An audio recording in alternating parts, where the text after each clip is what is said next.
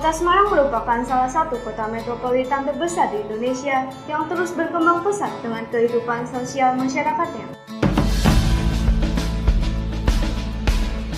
Kini Kota Semarang juga tumbuh menjadi salah satu kota pendidikan yang diperhitungkan. Kota Semarang memiliki beberapa perguruan tinggi negeri dan swasta favorit. Salah satu kampus swasta favorit dan terkenal di Kota Semarang adalah Universitas Tikubang Unisbank, yang didirikan oleh Yayasan Pendidikan dan Penerbit Mahasiswa Indonesia atau YPPMI pada tanggal 28 April 1968. Universitas Tikubang Unisbank Semarang yang berlokasi di Ibu Kota Jawa Tengah merupakan salah satu perguruan tinggi swasta yang berbasis entrepreneurship dan information technology dalam rangka membentuk lulusan-lulusan yang memiliki daya saing dalam era globalisasi. Dalam rangka untuk mencapai visi tersebut, maka dirumuskanlah beberapa misi Universitas Tikubang. 1. Mengembangkan organisasi universitas yang transparan dan akuntabel berbasis teknologi informasi dan komunikasi untuk mendukung good university governance. 2. Menyelenggarakan pendidikan yang berorientasi pada perkembangan dunia usaha dan industri untuk mendukung lulusan yang mempunyai daya saing global dan berjiwa kewirausahaan. 3. Menciptakan suasana akademik yang ramah dan bersahabat guna menghasilkan lulusan yang berkompeten di bidangnya, berbudi pekerti luhur, mau dan mampu bekerja sama, berjiwa kewirausahaan, rajin dan ulet, inovatif, dan mampu bersaing secara lokal, nasional, regional, dan global.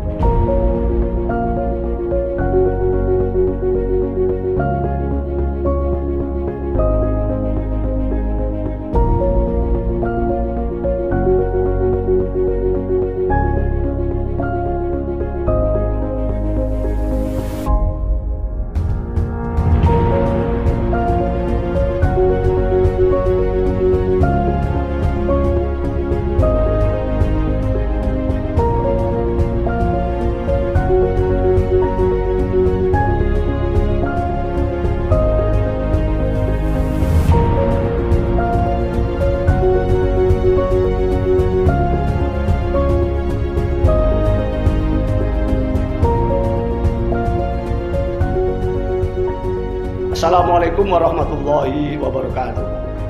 Alhamdulillah, 5 tahun lamanya Unisbank telah berbakti untuk negeri, mencerdaskan anak negeri di seluruh pelosok bumi pertiwi. Banyak prestasi yang telah kami raih dan telah terdokumentasi. Banyak alumni kami telah bekerja di instansi dunia jasa dan industri. Kami harus dan selalu berbenah diri, mengembangkan tata kelola yang efisien, efektif, dan siap untuk melayani, mengembangkan produktivitas budaya insani, mewujudkan sarana prasarana dengan berbagai teknologi, mengembangkan manajemen kemahasiswaan yang syarat kreasi dan inovasi, mengembangkan budaya penelitian yang inovatif dengan industri, dan mengembangkan kerjasama yang telah kami jalani baik di dalam maupun di luar negeri. Kolaborasi dan akselerasi adalah ikhtiar kami. Inilah amanah yang harus kami jalani dengan prestasi dan menghadap ridho ilahi. Bergabunglah bersama kami. Insya Allah masa depan tentu saudara dimulai dari produk kami ini. Unisbank mengabdi untuk negeri. Itulah cita-cita dan amanah para pendiri yang harus kami ikhtiari kini dan esok hari. Assalamualaikum warahmatullahi wabarakatuh. Assalamualaikum warahmatullahi wabarakatuh. Perkenalkan, nama saya Dian Krisbianti dari Fakultas Ekonomika dan Bisnis, Prodi S1 Akuntansi, Universitas Tekubang, Semarang. Saya dari kelas akuntansi F1 dengan NIM 20 05 52 0103. Di sini saya akan mempresentasikan tentang kode etik profesi akuntan publik, anggota yang berpraktik melayani publik.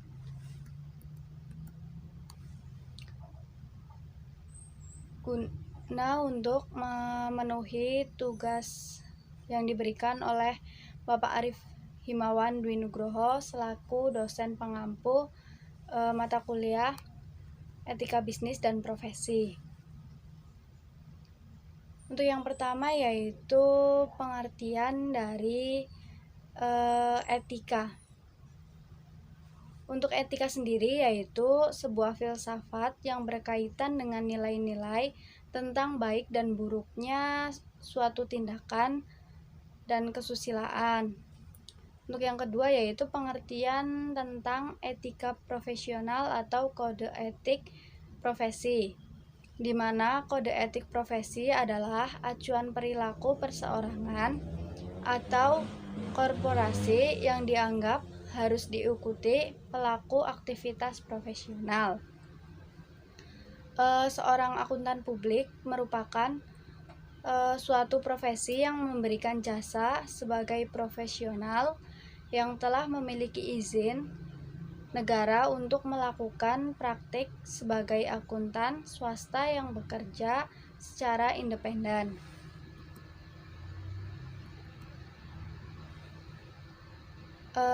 Untuk tugas akuntan publik meliputi analisis laporan keuangan, audit laporan keuangan, audit pajak, dan sebagainya. Untuk jasa yang dilakukan oleh seorang akuntan publik yaitu assurance service, jasa atestasi, dan jasa-jasa lainnya. Untuk yang pertama yaitu assurance service sendiri merupakan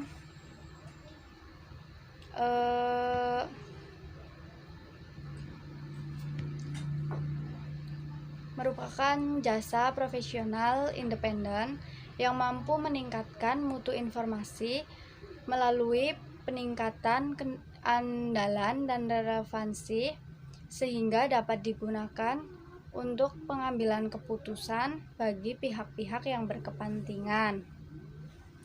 Untuk yang kedua yaitu jasa atestasi, diberikan untuk memberikan pernyataan atau pertimbangan sebagai pihak yang independen dan kompeten tentang sesuatu pernyataan atau asersi suatu satuan usaha telah sesuai dengan kriteria yang ditetapkan. Sedangkan jasa lainnya yaitu jasa audit kinerja, jasa internal audit, jasa perpajakan, jasa kompilasi laporan keuangan, jasa pembukuan, jasa prosedur yang disepakati atas informasi keuangan.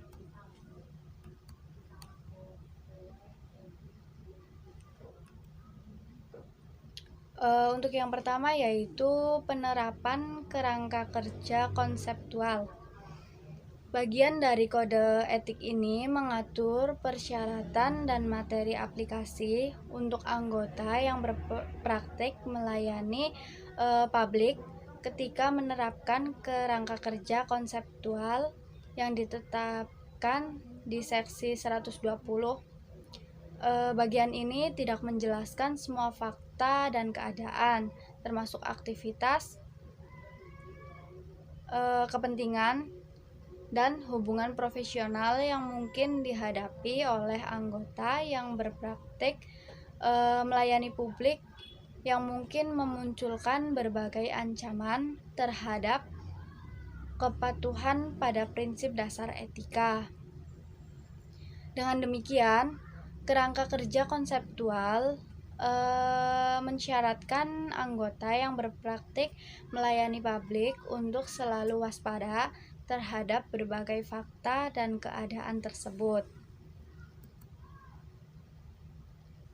Selanjutnya yaitu persyaratan dan materi aplikasi yang diterapkan anggota yang berpraktik melayani publik diatur dalam yang pertama pada bagian 3, anggota yang berpraktik melayani publik seksi 300 hingga 399 yang berlaku bagi semua anggota yang berpraktik melayani publik yang memberikan jasa asurans dan non-asurans.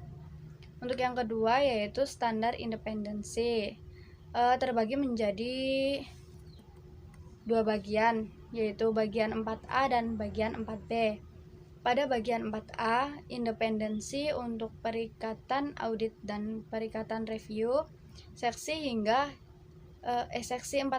hingga 899 berlaku bagi anggota yang berpraktik melayani publik ketika melakukan perikatan audit dan perikatan review. Pada bagian yang kedua yaitu bagian 4B, di mana independensi untuk perikatan asurans selain perikatan audit dan perikatan review, seksi 900 hingga 999 berlaku bagi anggota yang berpraktik melayani publik ketika melakukan perikatan asurans selain perikatan audit dan perikatan review. Dalam bagian ini, istilah anggota mengacu pada individu anggota yang berpraktik melayani publik dan kantornya. Untuk yang selanjutnya yaitu persyaratan dan materi aplikasi.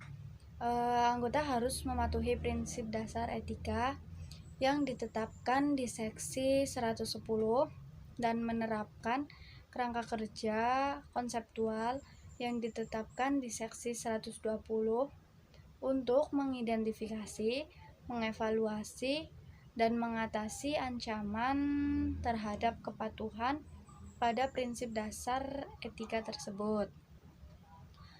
Ketika berhadapan dengan suatu permasalahan etika, anggota harus mempertimbangkan konteks yang mencakup suatu permasalahan yang muncul atau mungkin muncul. Selanjutnya yaitu ada contoh situasi ketika ketentuan dalam bagian 2 berlaku untuk anggota, mencakup untuk yang pertama tanggung jawab atas pemasok, di mana yang dimaksud dalam tanggung jawab atas pemasok yaitu menghadapi konflik kepentingan ketika bertanggung jawab dalam memilih pemasok untuk kantor ketika anggota keluarga inti dari anggota mungkin mendapatkan keuntungan keuangan atas kontrak tersebut. Persyaratan dan materi aplikasi yang ditetapkan di seksi 210 berlaku untuk keadaan tersebut. Untuk yang kedua, menyusun dan menyajikan laporan keuangan. Yang dimaksud di sini yaitu menyusun atau menyajikan informasi keuangan untuk klien, anggota, atau kantornya. Persyaratan dan materi aplikasi yang ditetapkan di seksi 210 di seksi 220 berlaku untuk keadaan tersebut. Untuk yang selanjutnya yaitu ditawari bujukan. Seperti secara teratur ditawari bujukan tiket gratis untuk menghadiri acara olahraga oleh pemasok kantor. Persyaratan dan materi aplikasi yang ditetapkan di seksi 250 berlaku untuk keadaan tersebut. Dan yang terakhir yaitu menghadapi tekanan dari rekan. Menghadapi tekanan dari rekan, peringatan yang melaporkan pembebanan jam kerja yang tidak akurat untuk suatu perikatan klien.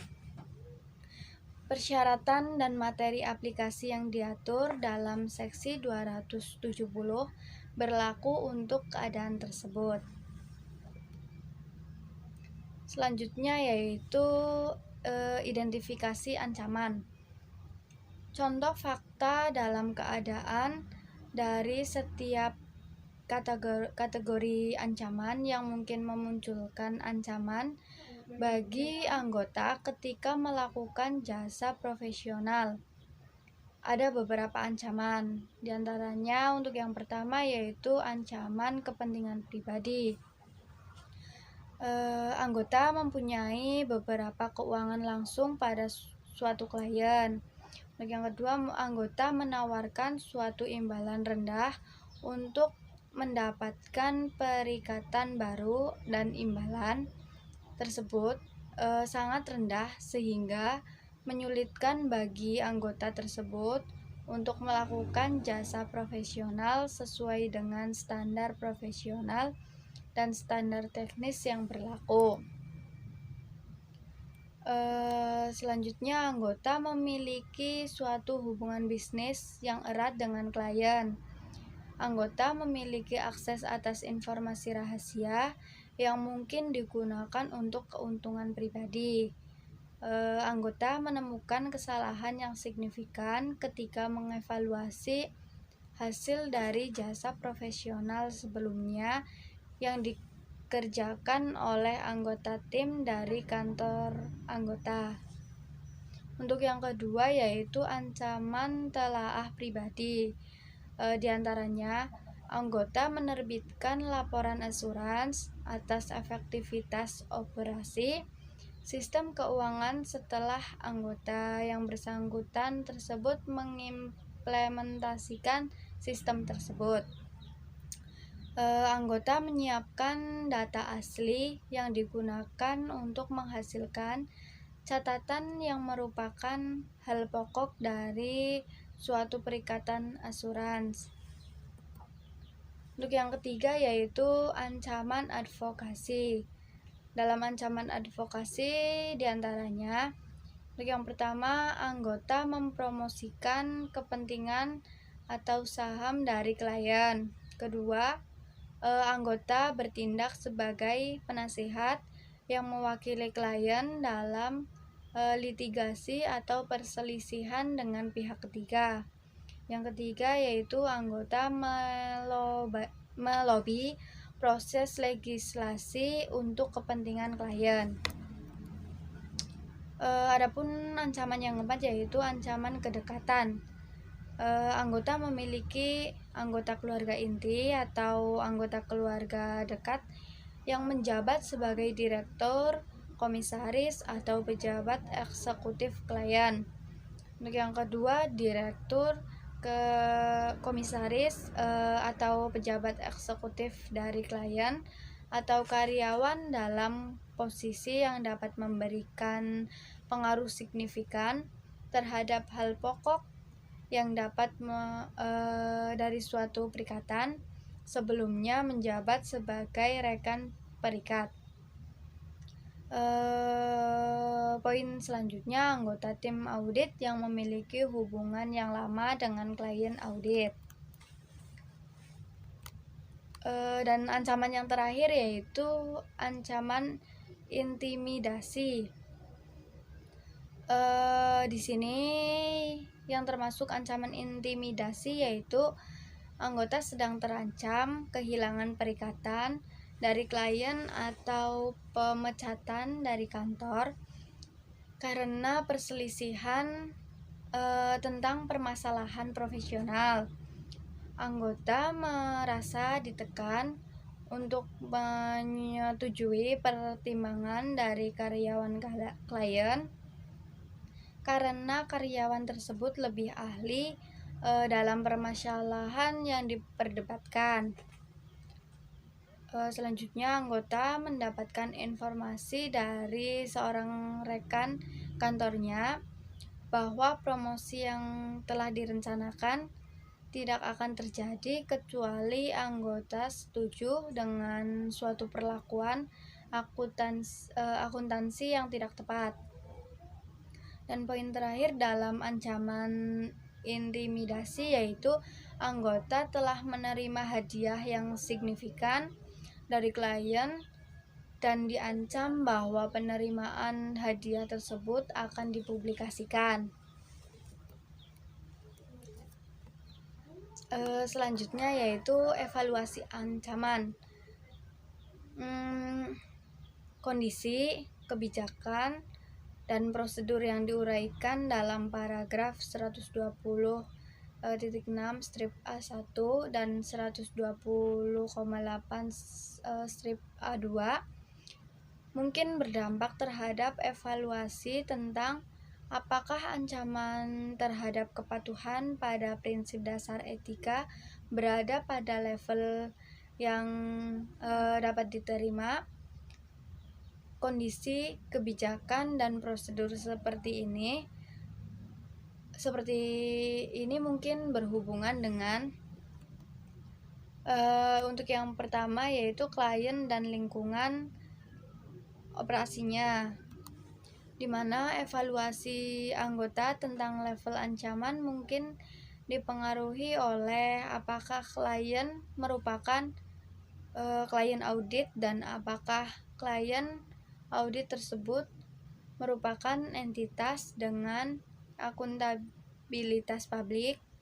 Untuk yang kedua, apakah klien asurans yang bukan merupakan klien audit atau klien non-asurans.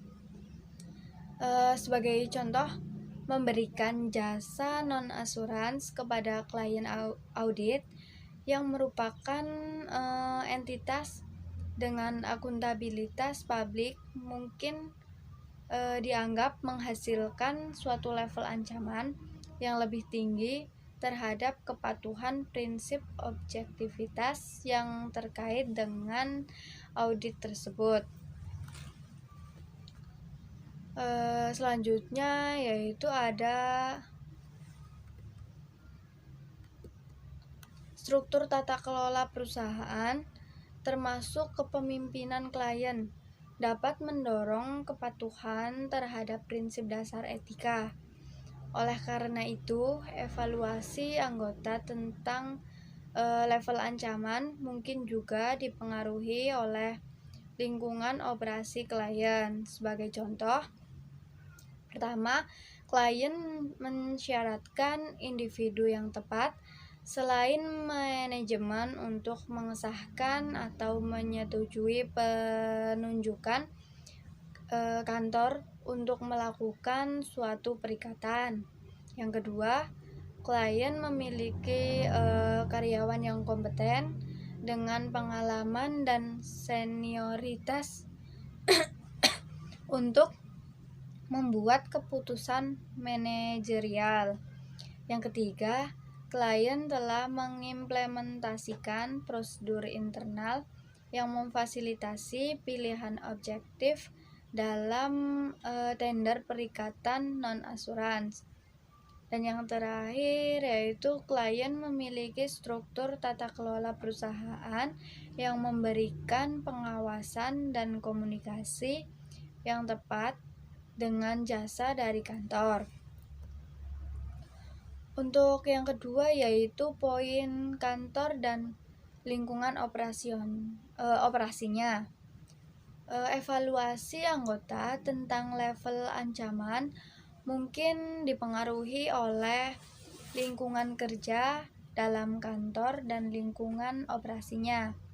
Sebagai contoh, yang pertama yaitu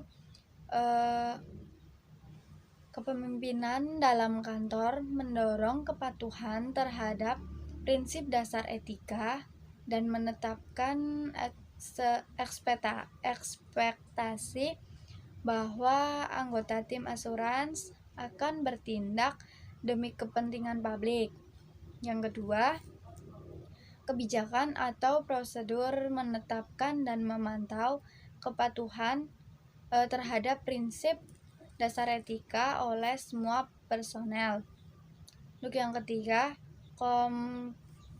kompensasi, penilaian kerja, dan kebijakan serta prosedur pendisiplinan yang mendorong kepatuhan terhadap prinsip dasar etika.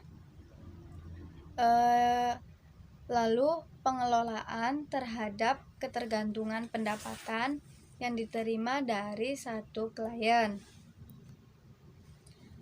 Selanjutnya, rekan perikatan memiliki kewenangan dalam kantor untuk mengambil keputusan mengenai kepatuhan terhadap prinsip dasar etika, termasuk keputusan tentang penerimaan atau penyediaan jasa kepada klien, persyaratan pendidikan, pelatihan, dan pengalaman. Dan yang terakhir yaitu proses untuk memfasilitasi dan mengatasi masalah atau keluhan baik internal maupun eksternal, yaitu baik dalam perusahaan maupun luar perusahaan tersebut. Selanjutnya yaitu ada pertimbangan atas informasi baru atau perubahan fakta dan keadaan informasi baru atau perubahan atas fakta dan keadaan mungkin. Untuk yang pertama, berdampak terhadap level ancaman atau mempengaruhi kesimpulan anggota tentang apakah pengamanan terus digunakan untuk mengatasi ancaman yang teridentifikasi sebagaimana dimaksud. Dalam keadaan demikian, tindakan yang telah diimplementasikan sebagai upaya pengamanan mungkin tidak lagi efektif dalam mengatasi ancaman. Dengan demikian, penerapan kerangka kerja konseptual mensyaratkan anggota untuk mengevaluasi kembali serta mengatasi ancaman yang sesuai. Lalu ada contoh informasi baru atau perubahan fakta dalam keadaan yang mungkin berdampak terhadap level ancaman adalah sebagai berikut. Yang pertama, ketika lingkup jasa profesional diperluas.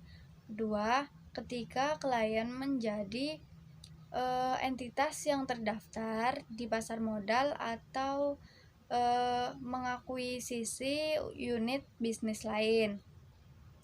Ketiga, ketika kantor melakukan merger dengan kantor lain. Keempat, ketika anggota secara bersama-sama dilibatkan oleh dua klien dan muncul suatu perselisihan yang terjadi di antara kedua klien tersebut. Dan yang terakhir yaitu ketika terdapat perubahan hubungan personal atau keluarga dekat dari anggota.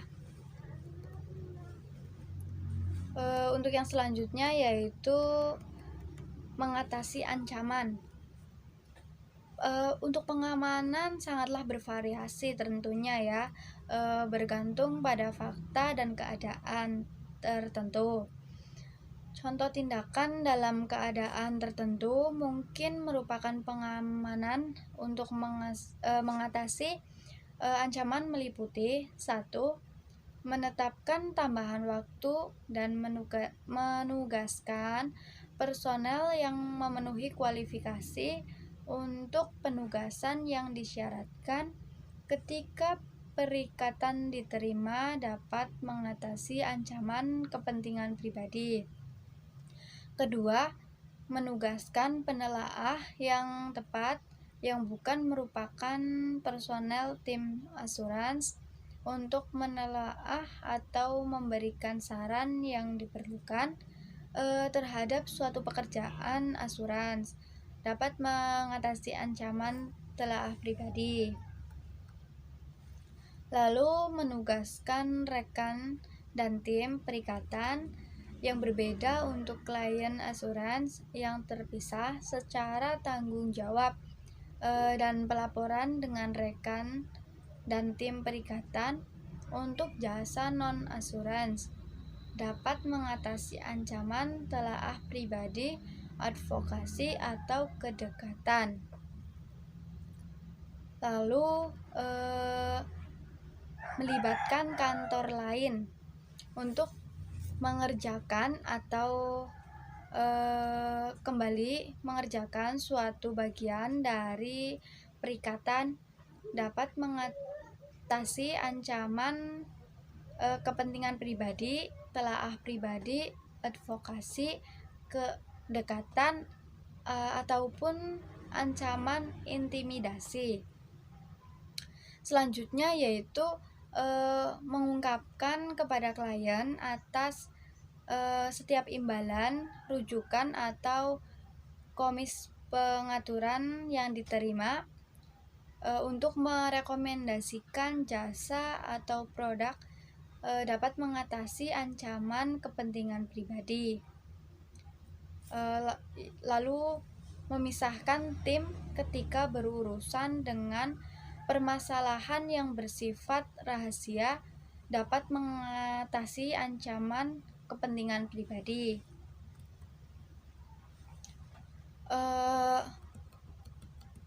Untuk yang selanjutnya yaitu berkomunikasi dengan pihak yang bertanggung jawab atas tata kelola.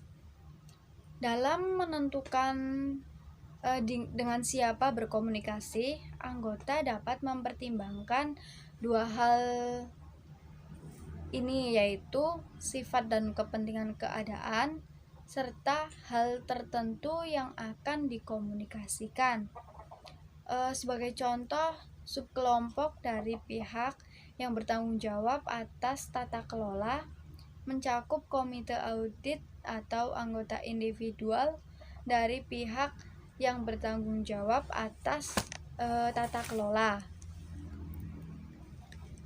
Jika anggota berkomunikasi dengan individu yang bertanggung jawab atas manajemen dan juga bertanggung jawab atas tata kelola, maka anggota diyakinkan telah berkomunikasi secara memadai kepada semua pihak yang bertanggung jawab atas tata kelola tersebut. Berarti dalam ini anggota telah dianggap